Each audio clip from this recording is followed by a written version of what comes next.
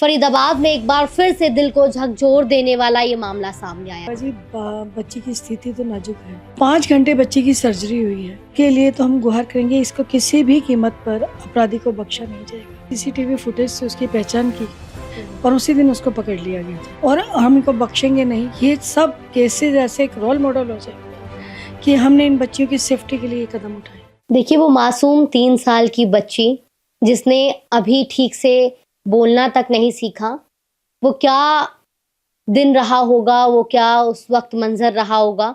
फरीदाबाद में एक बार फिर से दिल को झकझोर देने वाला ये मामला सामने आया है, जहां इंसानियत को शर्मसार करते हुए एक दरिंदे ने, एक हैवान ने इस दुष्कर्म को अंजाम दिया। 3 साल की मासूम के साथ दुष्कर्म किया और इस पूरे मामले ने पूरे फरीदाबाद के दिल को झकझोर कर रख दिया है। नमस्कार, मेरा नाम दीपा राणा है। आप हिंदुस्तान तहलका न्यूज़ देख रहे हैं और इसी मामले पर आज हम बातचीत करेंगे। मेरे साथ बातचीत करने के लिए मौजूद है हरियाणा राज्य बाल अधिकार संरक्षण आयोग की चेयरपर्सन, इस वक्त मेरे साथ यहाँ पर मौजूद है प्रवीण जोशी बत्रा जी, जिनसे हम जानेंगे कि उस बच्ची के क्या हालात हैं इस वक्त और इनकी तरफ से क्या कुछ आदेश जो है दिए गए हैं और ऐसा आगे कभी ना हो, इसके लिए क्या कुछ कदम उठाए जा रहे हैं। बत्रा जी। दीपा जी, बच्ची की स्थिति तो नाजुक है।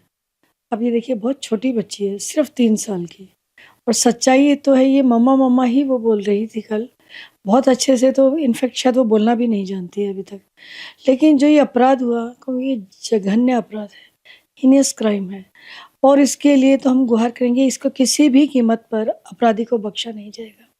कल आप देख कर आए मैम? जी, मैं कल उस बच्ची को देख के आई हूँ और मैं 3 दिन से वैसे भी टच में थी। डॉक्टर से परसों जब सर्जरी उसकी चल रही थी, तब भी मैं टच में थी पूरा समय, जब स्टार्ट हुई थी और एंड तक। मेरी पूरी टीम उनको फ़ॉलो-अप कर रही थी। तो 5 घंटे बच्ची की सर्जरी हुई है और पोजीशन तो बहुत अच्छी नहीं कह सकते। डॉक्टर साहब भी अभी श्योर नहीं है, कह रहे कि 5 डेज़ और लगेंगे अभी पोजीशन को क्लियर होने में। मेबी इन्फेक्शन हो सकता है, नहीं हुआ तो दुआ करेंगे वो बच्ची सर्वाइव कर जाए। पोजीशन लेकिन ठीक नहीं है। आप उनके माता-पिता से मिले? जी, मैं माता-पिता से मिल के आई हूँ। माता-पिता की पोज़ीशन रो-रो कर उनका बुरा हाल था कि यही लगता है कि क्या इस दिन के लिए इस बच्ची ने जन्म लिया? क्या ऐसा बुरा कर्म किया था उस बच्ची ने? परिवार कहाँ रहता है? परिवार वहीं डबुआ कॉलोनी में ही रहता है।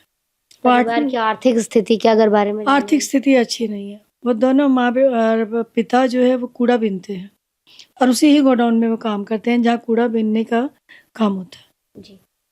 तो फिलहाल क्या कुछ सहायता दी जाएगी? क्योंकि देखिए, बच्ची के साथ जो हुआ, उस मासूम के साथ जो हुआ, उसे तो बदला नहीं जा सकता, लेकिन हाँ, उस आरोपी को सज़ा और परिवार को कुछ सहायता। जी, बिल्कुल दी जाएगी। मेरे ख़्याल से 1 या 2 दिन के अंदर उनके पास कैश पहुँच जाएगा। बाकी हम उनके अकाउंट में ट्रांसफ़र करवाएँगे। क्या सहायता राशि दी जाएगी? सहायता राशि कैश जो दी जाती है ऐसे केसेस में स्टार्टिंग 20 दी जाती है, 20,000 दी जाती है। ये हमारी सीडब्ल्यूसी की टीम काम करती है इस पर, ज़िले की, और उन्होंने कल से ये काम शुरू कर दिया था। क्या आप यहाँ मैम, यहाँ पुलिस कमिश्नर से मिले या फिर एडमिनिस्ट्रेशन से मिले इस मामले को लेकर? जी, सीबी साहब से हम मिले थे, उन्होंने आश्वासन दिया था कि आपके सामने कल तक न्यूज़ आ जाएगी।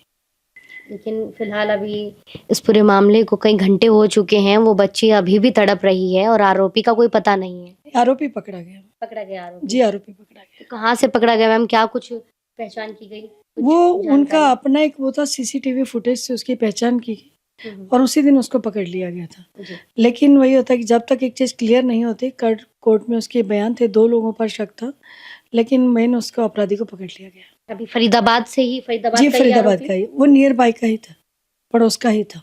पड़ोसी ने ही जिस पड़ोसी ने ही ऐसा काम किया। जी, जी।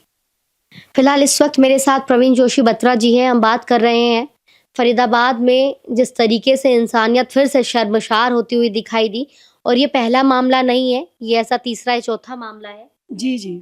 लेकिन हमने सभी के लिए, इसमें पहले भी जो केस हुआ था उसमें आजीवन कारावास उसको दंड दिलवाया गया। वो जेल में ही है अपराधी, और हमने ऐसे के लिए हम हमेशा गुहार लगाते हैं कि मृत्युदंड दिया जाए, ताकि आने वाले समय में कोई ऐसा अपराधी हिम्मत नहीं कर पाए। आजीवन कारावास के बाद भी मैम कई सारे कदम उठाए जा रहे हैं, उसके बावजूद भी लेकिन इस तरीके की घटनाएं रुक नहीं रही हैं। किस तरीके से इनके हौसले जो है वो बुलंद हैं, किस तरीके से ये इस पूरी घटनाक्रम को, इस पूरी खौफनाक चीज़ों को, हैवानियत को अंजाम देते हैं, इसके लिए क्या कुछ और ज़्यादा स्ट्रिक्ट एक्शन हमें लेना चाहिए, आप क्या मानते हैं? नहीं, मैं मानती हूँ ऐसा कि हैवानियत ही है ये। एक अच्छा समझदार पढ़ा लिखा इंसान ऐसे काम नहीं करेगा। ये ज़्यादातर जहाँ अशिक्षा या शिक्षा का अभाव होता है या गरीबी तो नहीं है, दरिंदगी है, जो ऐसी मानसिकता के लोग रखते हैं, मानसिकता रखने वाले लोग। लेकिन मैं इतना ज़रूर आपको आश्वासन दूँगी कि आने वाले समय में इनकी काउंटिंग आपके लिए, क्योंकि हम ज़ीरो टॉलरेंस पे काम कर रहे हैं अभी और हम इनको बख्शेंगे नहीं। ये सब केसेज़ ऐसे एक रोल मॉडल हो जाएँगे कि हमने इन बच्चियों की सेफ्टी के लिए ये कदम उठाए। ये आपके सामने 1-2 दिन में ही सारी न्यूज़ आ जाएगी। जी। बात कर रहे हैं हम न्यूज़ की भी, आपने बात की कि जल्दी तमाम चीज़ों पर भी और स्ट्रिक्ट तरीके से एक्शन लिया जाएगा। फ़िलहाल जिस तरीके से इस बच्ची के साथ हैवानियत हुई और जोशी बत्रा जी ने बताया कि किस तरीके से वो पड़ोसी ही था, जो आरोपी की पहचान की गई है, वो उसी बच्ची का पड़ोसी है। पड़ोसी ने ही किस तरीके से इस पूरी हैवानियत को अंजाम दिया, वो मासूम सी बच्ची उस हवस की बलि चढ़ गई और यही हम आशा करते हैं कि आगे कभी ऐसा ना हो।